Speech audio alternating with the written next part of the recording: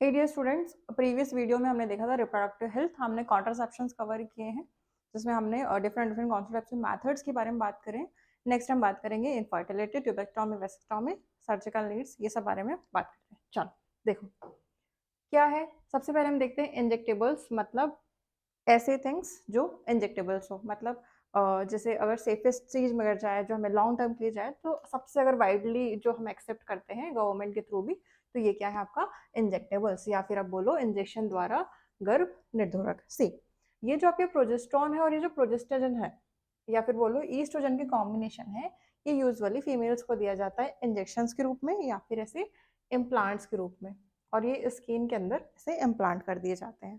तो these are the क्या आपकी प्रोजेस्टेरॉन और ईस्ट्रोजन का कॉम्बिनेशन। अब जो इनका जो मोड ऑफ एक्शन रहता है, मतलब ये कार्य कैसे करेगा, इनका कार्य करने का तरीका पिल्स जैसा ही होगा, लेकिन इनकी प्रभावी अवधि अधिक समय तक रहती है। मतलब जैसे पिल्स काम करता है वैसे ये भी काम करेगा, लेकिन इनका जो टाइम रहेगा, है ना, इनका जो टाइम रहेगा, जो ड्यूरेशन रहेगा, वो पिल्स से ज्यादा हाई रहेगा।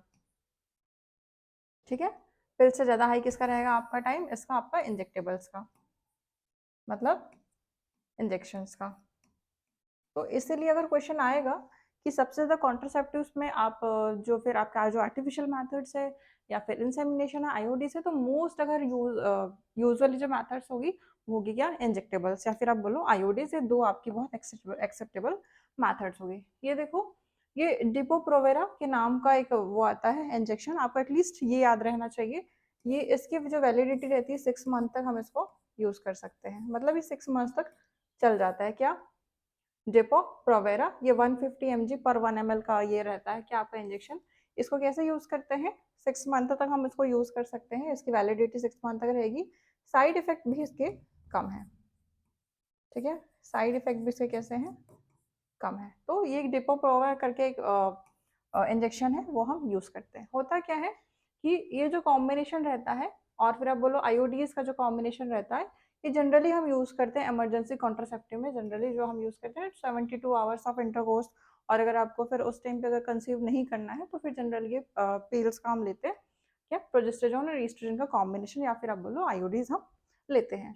नाउ सी, ये हम इमरजेंसी कंडीशन पे लेंगे, क्यों, क्योंकि ये प्रेगनेंसी अवॉइड करेगा। जनरली जो कुछ कैजुअल केसेस हो गए, जो रेप के जो केसेस आते हैं, है ना, या फिर कुछ इस टाइप के जो केसेस आते हैं, उसमें हम ये वाली पिल्स का कॉम्बिनेशन जनरली लेते हैं लीगली। ठीक, अच्छा, अब देखो सर्जिकल मेथड्स क्या क्या है हमारे पास, दैट इज स्टेरिलाइजेशन, या फिर अब बोलो शल्य चिकित्सा विधियां, दैट इज नसबंदी। होता क्या है इसमें, ये क्या करते हैं, सीधे सीधे जो हमारे गैमेट्स का फॉर्मेशन होंगे उसको वो ब्लॉक कर देंगे। तो किससे क्या होगा, ट्रांसपोर्ट नहीं होगा और कंसेप्शन होगा ही नहीं। मतलब गैमेट दैट इज शुक्राणु और अंडाणु के परिवहन को रोकता है, और इस प्रकार से गर्भधारण को भी रोकता है। क्या आपका ये जो सर्जिकल मेथड्स रहेगी, और क्या करेगा, बहुत इफेक्टिव रहेगा। लेकिन आपने एक बार फेलोपियन ट्यूब्स या फिर वास्ट डिफरेंस को अगर एक बार कट कर दिया तो दोबारा it can not be reverse. तो ये कैसे होंगे, ये रिवर्सिबिलिटी इज पुअर। पुअर क्या, रिवर्स आप कर ही नहीं सकते, इरिवर्सिबल होगा, है ना। एक प्रभावी विधि है, लेकिन इसे वापस सामान्य स्थिति पे लाना बहुत ही मुश्किल है। ठीक, इसका side effect anti natural contraceptives के क्या क्या हो सकते हैं। सी, जनरली आपको नोजिया होगा, अब्डोमेन पेन होता है, ब्रेक थ्रू ब्लीडिंग होती है, इरेगुलर मेंस्ट्रुअल ब्लीडिंग हो सकती है, breast cancer, cervical cancer, it can be occur wisely. ठीक, अभी देखो सबसे पहले बात करते हैं ट्यूबेक्टोमी। ट्यूबेक्टोमी पर लगता है कि मेल्स में होगा, लेकिन नहीं, ट्यूबेक्टोमी किस में होगा, आपके फीमेल्स में। ठीक, जनरली आपके फीमेल्स में होगा, या फिर आप बोलो स्त्री में होगा। अब देखो ट्यूबेक्टोमी मतलब क्या, महिलाओं में नसबंदी की शल्य प्रक्रिया, या फिर it is the sterilisation process in the females. ठीक है, फीमेल्स में होगा। होगा क्या, in this a small part of the fallopian tube is removed और tied up through a small incision in the abdomen और थ्रू द वजाइना। ये देखो, ये आपकी क्या है, वजाइना वाला पोर्शन है। ठीक है, ये आपका फीमेल रिप्रोडक्टिव पार्ट है, और ये आपकी क्या है, फैलोपियन ट्यूब है ना, कुछ इस टाइप की फैलोपियन ट्यूब है। यहाँ पे आपकी ओवरीज कनेक्ट है। यहाँ पे क्या हुआ, हमने कट किया।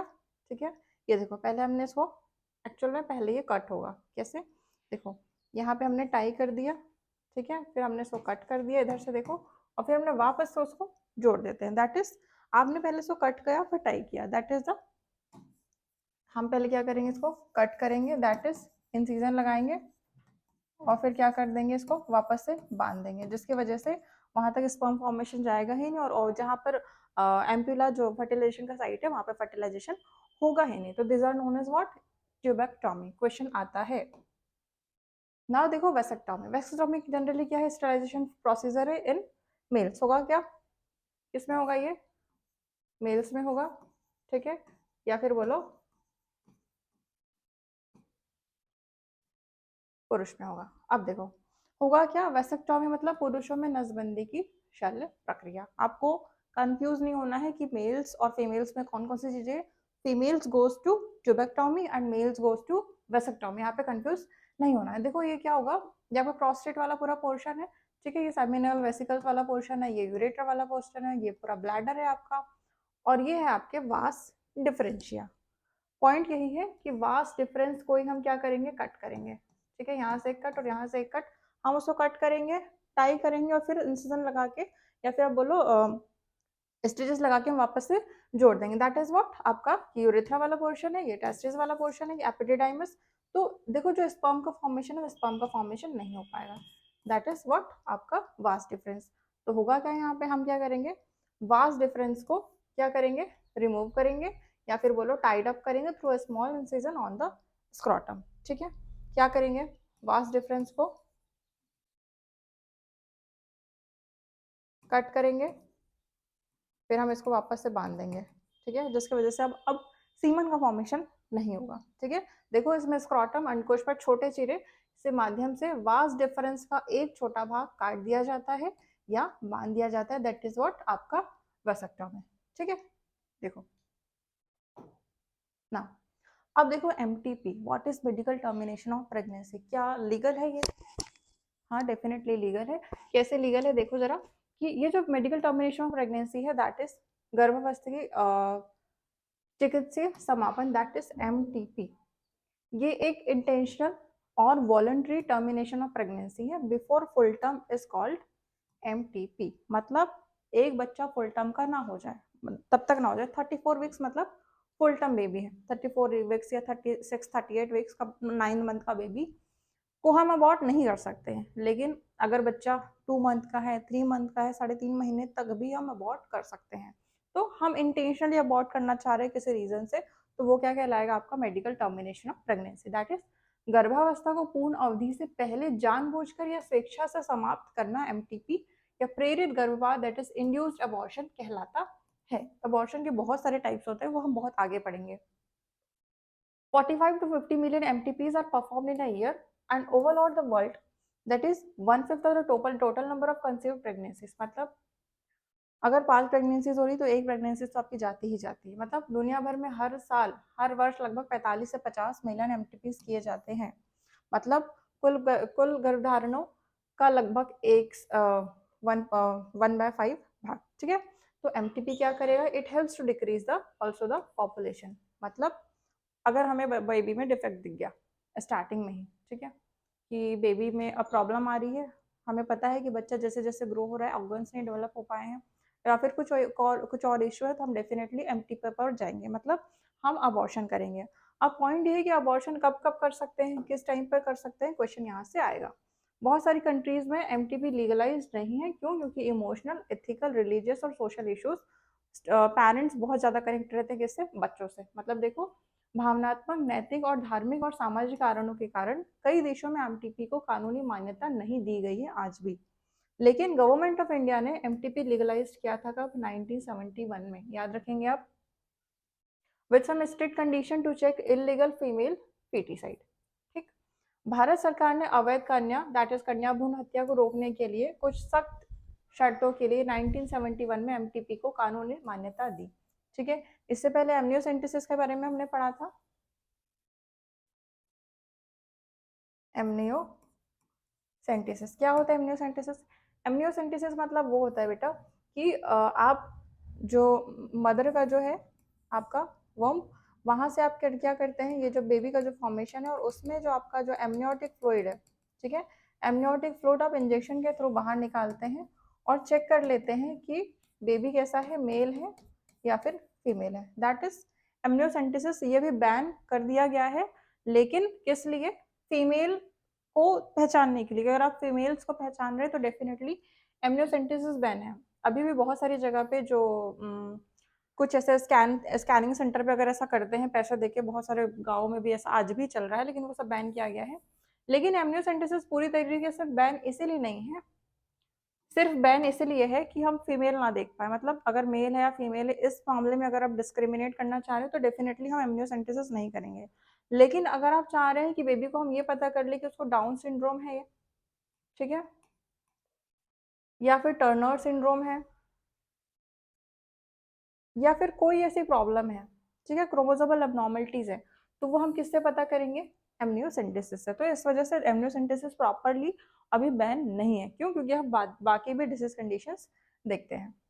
चलो आगे देखो, इम्पोर्टेंस ऑफ एमटीपी इस पे क्या है कि जो भी अनवांटेड प्रेगनेंसीज होती है, फॉर एग्जांपल कोई कैजुअल आपने इंटरकोर्स कर दिया, या फिर कॉन्ट्रासेप्टिव यूज कर रहे थे लेकिन वो फेल हो गया ना, या फिर आप कोई रेप की कंडीशन आ गई, इस कंडीशन पे जनरली हम एमटीपी अबॉर्ट करना पड़ता है। या फिर हमने देख लिया कि 1 मंथ या 2 मंथ में फिटल खराब हो रहा है, या फिर फिटल में कोई एबनॉर्मलिटीज आ रही, तो डेफिनेटली हम एमटीपी की तरफ जाएंगे। अनवांटेड प्रेगनेंसीज आप बोलो, या फिर इन सब चीज़ों में हम ये एमटीपीज करना जरूरी होता है। ऐसे भी केसेस है जहां पर उन स्थितियों में आवश्यक है जहां पर गर्भावस्था जारी रखना माँ, भ्रूण या फिर दोनों के लिए हानिकारक हो सकता है। ऐसी कंडीशन में भी हमें एमटीपी करना पड़ता है। मतलब फिर आप किसी एक को सेव करेंगे, या तो मदर को या तो बेबी को, तो जनरली हम मदर को सेव करते हैं। इस कंडीशन में भी एमटीपी इम्पॉर्टेंट है। अभी देखो, एमटीपी कब तक सेफ है? ड्यूरिंग द फोर्थ ट्राइमेस्टर, ठीक है, up to 12 weeks of pregnancy. See, अगर 12 वीक्स तक सेफ तो है, 12 वीक्स तक पे कोई भी रेसिडेंशियल डॉक्टर ये कर सकता है, ठीक है, एमटीपी परफॉर्म कर सकता है। लेकिन अगर सेकेंड ट्राइमेस्टर है तो बहुत रिस्की है। बहुत सारे हम कंसर्न लेंगे, हम क्या बोलेंगे, सेकेंड ओपिनियन लेंगे किसी अच्छे कंसल्टेंट से या फिर चीज़ों से, तब जाके सेकेंड ट्राइमेस्टर्स हम तब हम एमटीपी परफॉर्म कर सकते हैं। अदरवाइज ये 12 वीक्स अप टू शायद 24 वीक्स तक ये पॉसिबल है। 24 वीक्स तक हम अबाउट कर सकते हैं, लेकिन हमारी एनसीईआरटी में 12 वीक है तो हम 12 वीक पर ही ध्यान देंगे। न्यू गाइडलाइन के हिसाब से 24 वीक्स आ गया।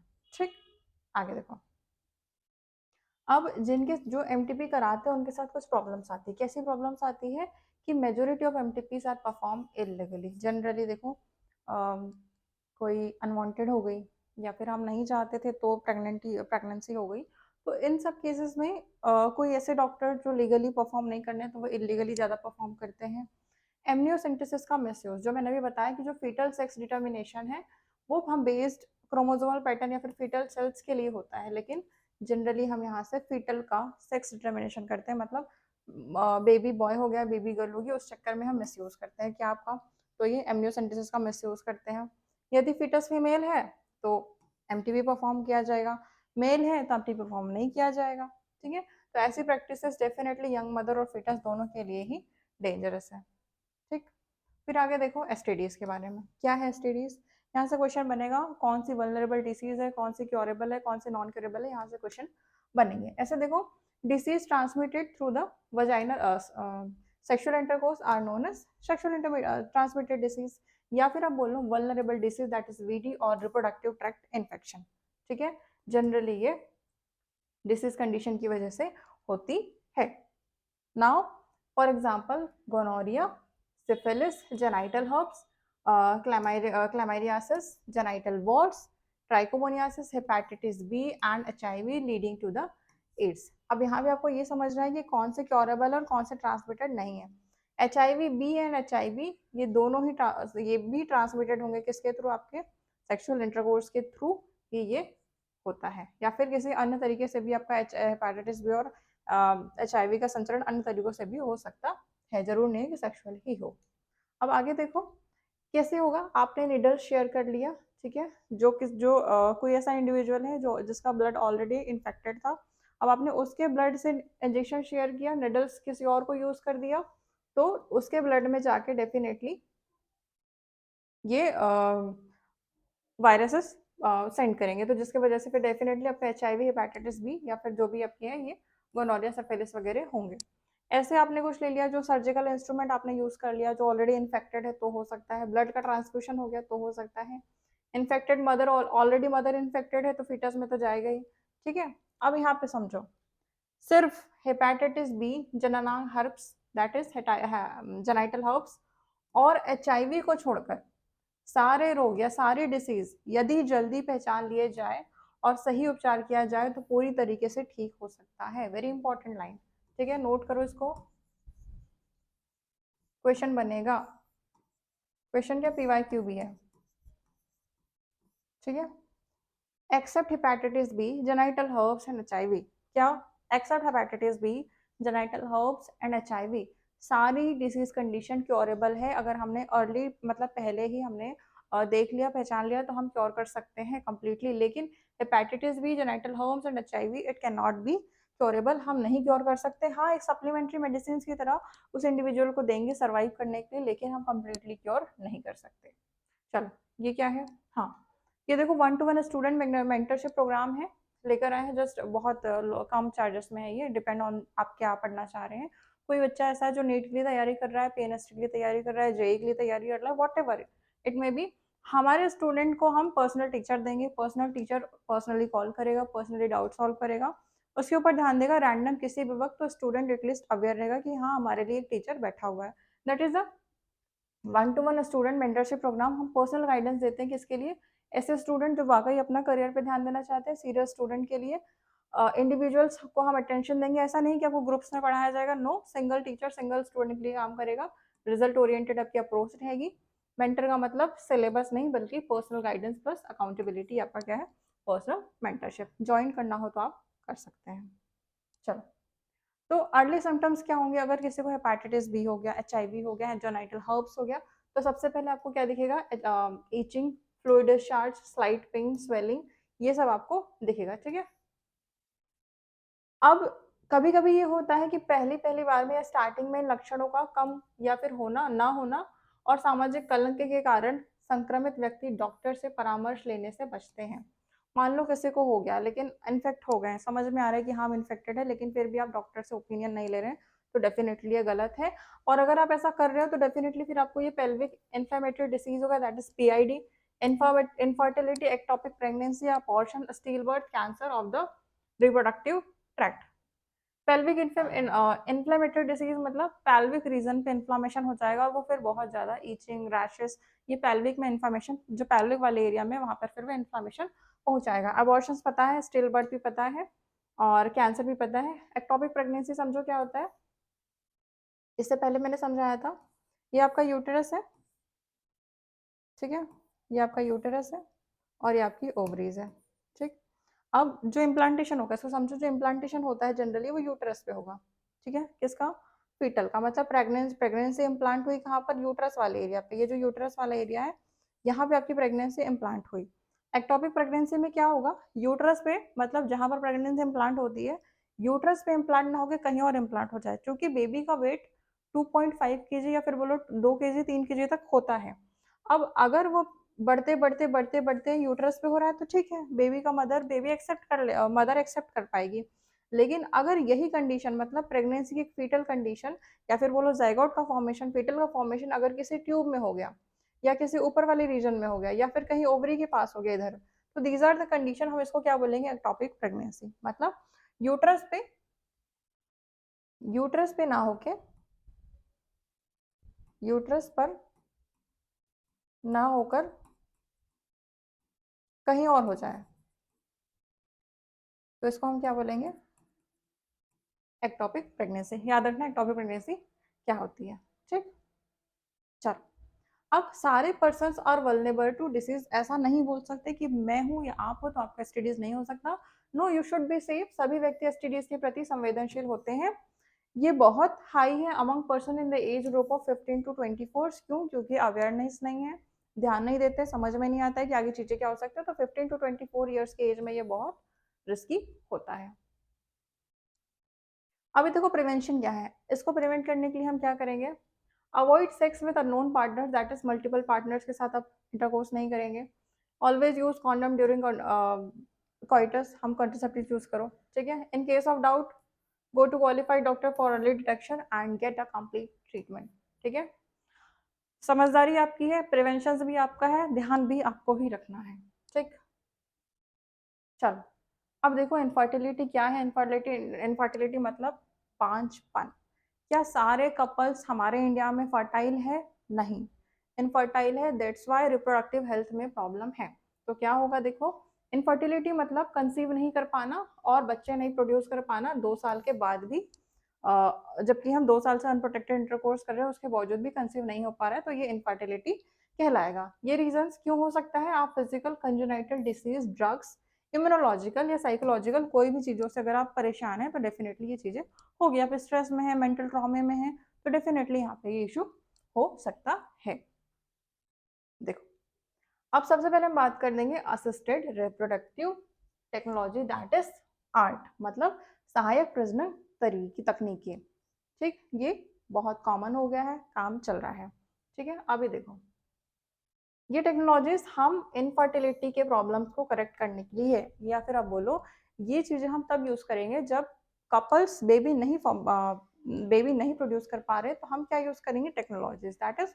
और अब सब एआई बेस्ड हो गई तो ये और भी इजी हो गया। अभी देखो इन विट्रो फर्टिलाइजेशन और इन विवो फर्टिलाइजेशन, क्या होगा इन विट्रो और इन विवो?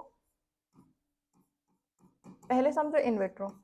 इन विट्रो का मतलब होता है फर्टिलाइजेशन हम कहाँ करेंगे? Outside the body,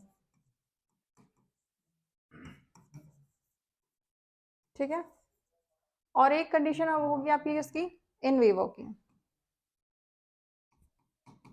in vivo मतलब फर्टिलाइजेशन कहाँ होगा? इनसाइड द बॉडी, मतलब बॉडी के अंदर। तो ऐसी कंडीशन एक होगी आपकी इन विट्रो और एक होगी आपकी इन विवो। दो कंडीशंस के ऊपर हम बात करेंगे। इन विट्रो फर्टिलाइजेशन या बोलो आईवीएफ या फिर आप बोलो टेस्ट ट्यूब बेबी प्रोग्राम, ये सबसे ज्यादा 90% केसेस में हम ये यूज करते हैं, इजी है, सेफ है, ठीक। Gamete intrafallopian tube transfer, gift और इंट्रासाइटोप्लाज्मिक इंजेक्शन हम चूंकि अंदर बॉडी के अंदर यूज करते हैं तो ये होगा आपका इन विवो, ठीक है। बाकी सब केस बाकी आपके इन विट्रो है। आर्टिफिशियल इंसेमिनेशन टेक्निक या फिर आप बोलो कृत्रिम गर्भाधान। आगे देखो इन विट्रो फर्टिलाइजेशन, देखो टेस्ट ट्यूब बेबी प्रोग्राम, इसमें क्या होगा? इस मेथड में जो ओवा रहेगा किसका? वाइफ का, ठीक है। ये ओवा किसका है? वाइफ का, ठीक। या फिर आप बोलो डोनर का, ठीक। और स्पर्म ले लो किसका? हस्बैंड का, ठीक है। ये किसका है? हस्बैंड का, ठीक है। या फिर आप बोलो किसी डोनर का। तो ये हम कलेक्ट करेंगे और क्या करेंगे, क्या फॉर्म करेंगे? इंड्यूस्ड करके जाइगोट फॉर्म करेंगे, ठीक। अब जाइगोट फॉर्म किया under the stimulated condition of the lab, मतलब लैब के कंडीशंस में हमने क्या किया? वाइफ से या फिर डोनर से हमने क्या कलेक्ट किया? ओवा। हस्बैंड की तरफ से हमने क्या कलेक्ट किया? स्पर्म या फिर डोनर। उन दोनों डोनर को क्या फॉर्म किया हमने? जाइगोट। 8 ब्लास्टोमियर्स तक हम क्या करेंगे? फॉर्म करेंगे जाइगोट कंडीशन तक, और फिर हम क्या करेंगे? एम्ब्रियो को ट्रांसफर कर देंगे। क्या कर देंगे फिर? देन हम एम्ब्रियो ट्रांसफर कर देंगे कहाँ पर? मदर में, जो सरोगेट करना चाहेगी। इसको हम क्या बोलेंगे? In vitro fertilisation. अभी देखो ये जनरली 2 टाइप्स के होंगे, एक होगा जाइगोट और एक होगा intra uterine transfer. Zygote intrafallopian transfer मतलब क्या? ट्रांसफर ऑफ जाइगोट और अर्ली एम्ब्रियो, मतलब जब 8 ब्लास्टोमियर्स तक आपका जाइगोट फॉर्म किया, ये आपका जाइगोट फॉर्म हुआ कब तक? 8 ब्लास्टोमियर्स में, ठीक है। तो अभी 8 ब्लास्टोमियर्स तक जब ये जाइगोट फॉर्म हुआ तो हम क्या करेंगे? फेलोपियन ट्यूब में ट्रांसफर कर देंगे, ठीक। फेलोपियन ट्यूब में क्या होता है? एम्पुला, याद है? Ampulla is the site of fertilisation. तो फेलोपियन ट्यूब में जाके हम क्या करेंगे? इसको ट्रांसफर कर देते हैं। दैट इज द जाइगोट की कंडीशन। दूसरी कंडीशन देखो intra uterine transfer, that is IUT. यहाँ पे एम्ब्रियो को हम ट्रांसफर करेंगे 8 या फिर बोलो 8 ब्लास्टोमियर्स के बाद, या फिर बोलो यहाँ पर अप टू 8 ब्लास्टोमियर है, अप टू 8 ब्लास्टोमियर। लेकिन इंट्रा आईयूटी की कंडीशन में क्या होगा? मोर देन 8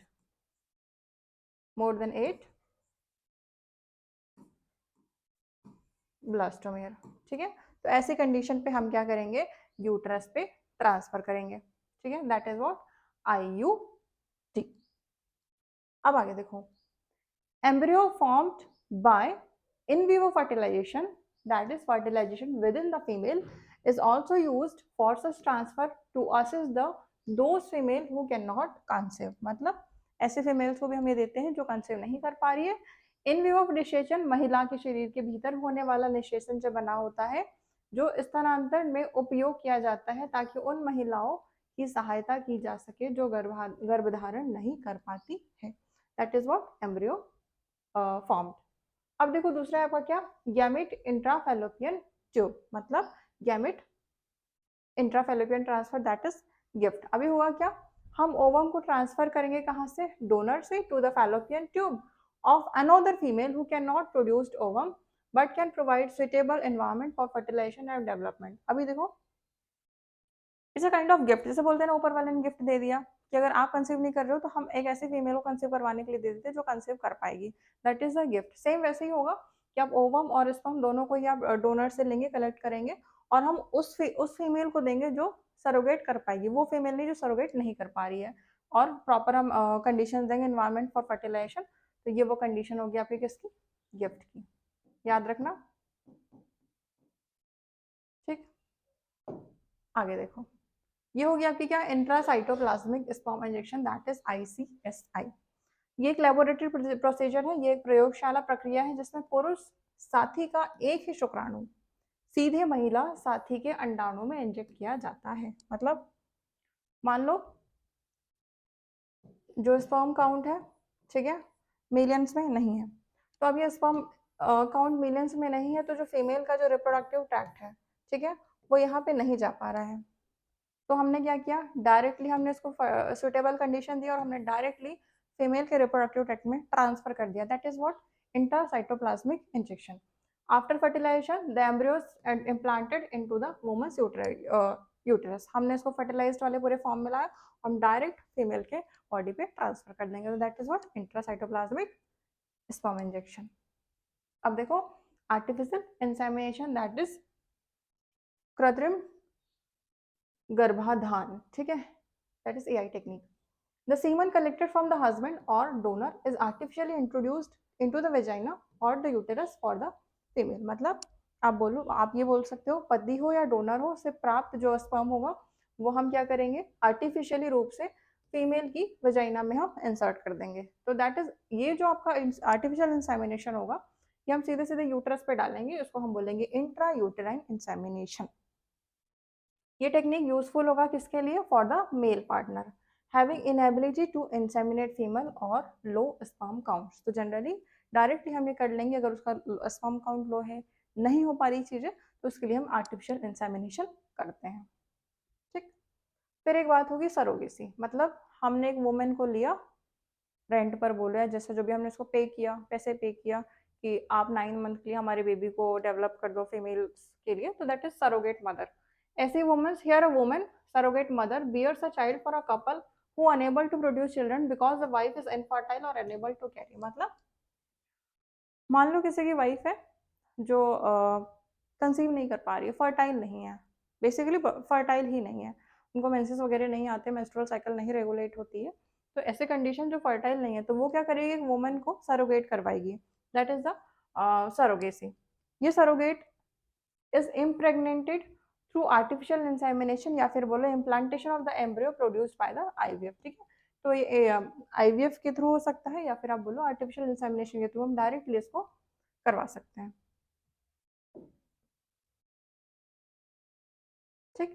अब ये जो हम करवा रहे हैं, जो भी आर्ट की जो टेक्निक्स हैं, इनमें प्रॉब्लम्स क्या होती है, पैसा बहुत ज़्यादा लगता है सबसे पहली बात बाकी सारी चीज़ें तो बाद में है, लेकिन जो कॉस्ट है, एक जो गरीब फैमिली है वो शायद ये नहीं करवा पाएगी, पैसा बहुत ज़्यादा लगता है। It requires specialised professionals and expensive instruments, पैसा लगता है एक्सपेंसिव इंस्ट्रूमेंट्स का, ठीक है। प्रोफेशनल डॉक्टर्स तो अवेलेबल है ही हमारे पास, बट सबसे ज़्यादा पैसा लगता है आपके इंस्ट्रूमेंट्स की वजह से, तो जिसकी वजह से करना इतना आसान नहीं होता है। फैसिलिटीज़ हर जगह अवेलेबल नहीं होती, कुछ फ्यू सेंटर्स में ही है होती है, इवन फैसिलिटीज़ अवेलेबल है तो आप सक्सेस रेट कम हो जाते हैं, तो ये भी एक इशू होता है। इमोशनल, रिलीजियस और सामाजिक समस्याएं इससे बहुत सारी जुड़ी होती है। बोलते हैं कि आपका बेटा नहीं किसी और का बेटा है, आपने सरोगेट कराया है, मशीन्स का यूज़ किया, दुनिया भर की बातें। Legal adoption is a good method for couples looking for parenthood, लेकिन शायद ये भी नहीं मानते हैं लोग। मतलब क्या?